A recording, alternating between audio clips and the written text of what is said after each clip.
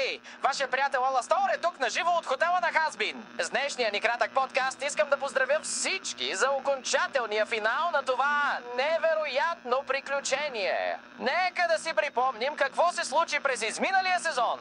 Чарли имаше мечта да спаси всеки грешник от масовия геноцид, воден от ангелите на рая. С тази надежда създаде и хотела на Хазбин.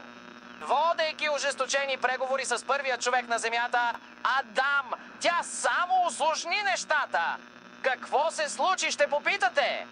Този задник Адам реши да забърза процеса по екстерминацията и съкрати времето до следващата такава наполовина.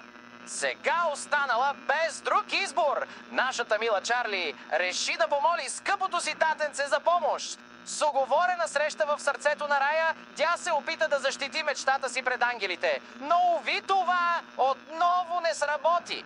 С оставащи само няколко часа до следващата екстерминация и хотела на Хазбин, набелязан като мишена, на нашите приятели не им остана друг избор, освен да се бият.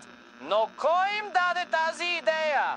Опа, това сигурно ще е моя милост. Благодарение на сделката ми сключена с принцесата на тати. Сега демоните на Хазбин имат шанс срещу шибаните ангели. Дръжте си шапките, защото тази новина ще ви отвее. С неочакван обрат, гаджето на нашата скъпа Чарли, Ваги се оказва една от проклетите ангели. Но не се безпокойте, тя е на наша страна. Докато нашите герои си губят времето с останалите ангели, моя милост се изправи пред Адам от плът и кръв. Аз победих и край!